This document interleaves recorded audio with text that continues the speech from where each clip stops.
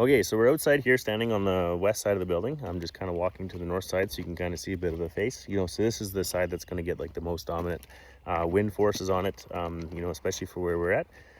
One of the things that I kind of want to point out, so you can kind of see, I didn't point them out when we were on the inside, but we've actually got two 39-inch exhaust fans going into this building. So we've got one pulling in, one pushing out. So we can clear the building air out, and I think about 3.5 minutes. They've been pressure washing in there a little bit. You can't create a steam in there whatsoever. Now we'll see what it's like in the winter months, and I'm sure we will, but you can kind of see the proportions of the building. So we got those 20 by 24 overhead doors. We've got a holding tank for the water inside. We went ahead and painted these up. A lot of them you'll see that don't hold. I think a lot of that reason is prep and product. So all the paint products we use are like Endura, so it's actually an Alberta made paint. It's a 2-part epoxy, and usually my recommendation to guys is, like, when you're spraying it, if it makes your eyes hurt, it's a good paint. So it holds very, very well. So we'll see how those ones last, but I've got full expectations they'll last a long, long time.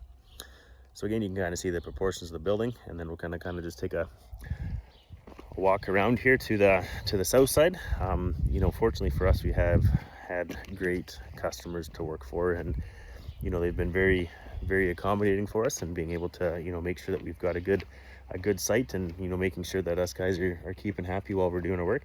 And for those of you out there that are thinking of builds like that, goes a huge way for contractors. We want to do better for you. We want to take that extra mile, and we'll start throwing freebies in. We'll just do it because we like you. You're easy to work with. So the other thing that this customer has made very good for us is then we've had the ability to do some very cool features on this one here. So this top truss up here that you see here, so this office is 44 feet long. So that's 10 by 10s, yellow cedar, solid, all built as one piece and then lifted up as one piece there. So I'll kind of, just as I walk across the front of it, you'll be able to see the changes of it. On the building, it doesn't look that big, but that's because these are 24-foot sidewalls on the outside. So like I said, it's 44 feet across the bottom there, and then we're 8'6" in the middle. So like that's a big beam. All those truss plates, those aren't fake, like those are actual structural ones. So inside of this structure here, we've got, 68 or 72 3/4 inch 12-inch bolts going through, and we've got truss plates on the back side as well. So we actually had to manufacture a special basically drill attachment so we could drill straight through. For any of you guys that have done like big timber work, you know how hard it is to drill through. I tried to bring the phone over here to see those brackets. You can't see them, but believe me when I tell you, to try and drill a 3/4 inch hole through holes in a truss plate that are only 0.2, no, not even 0.02 bigger, it's got to be incredibly accurate, and it takes time to build it for sure. So then this lower cedar feature here too, so you can kind of see, yeah, it's pretty neat. We had the ability to build it with, since we've got the abilities that we do in the metal work that we have, you can see that there's no bottom cord. It's just the top cord's going through. So then we've got this tongue and groove cedar that we actually milled and did ourselves. And then on top of that, we got 3/4 inch plywood, and then on top of that, then we've got our tin package on top of that. So something that's neat, you can kind of just see the screws just above my head. The customer's actually building kind of a rustic pipe chandelier that's going to be hanging down off of that, so it's very cool. So this product here behind us, this brickwork, it is the Fusion Stone brand. So it's basically got recesses and metal clips that you kind of put together. For any of you guys that have installed it, it's not as quick and easy as you would think it would be. Especially having to start, on two sides of the door and make sure that they line up, and then have that brick line also line up with that. It takes two guys that are willing to work together. We also did these pillars here. So we did a slight taper.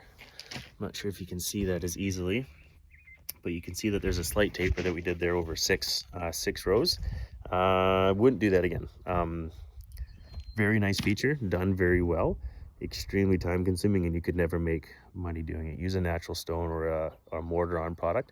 You're going to get good results, and it's going to be a heck of a lot faster and easier, just because you're not having to manipulate and move clips and stuff like that. So then these metal flashings on top here, same thing as, if you were to set it into brick, so these are actually just cut into the post just a little bit. You won't ever see a cut edge on any Mueller Built product. Everything that we do is always folded and hemmed, fit together.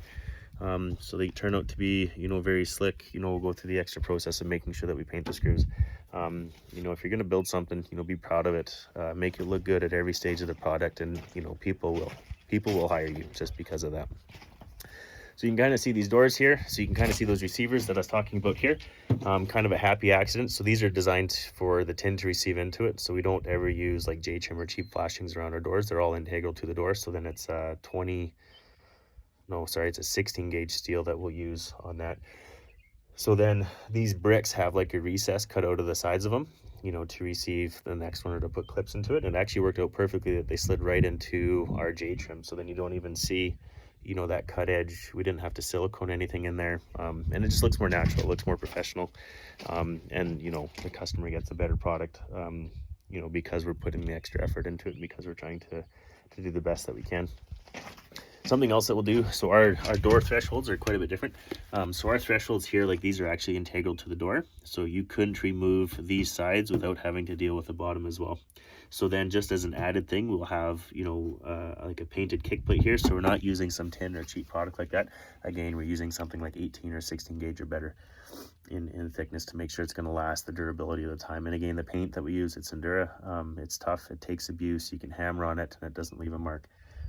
It takes a lot of extra work. Like we got to sandblast, we got to prime, we got to prep, we got to clear coat. But we want to make sure that we're giving good product to our customer and that we're paying attention to everything so that they can just enjoy it for many years to come.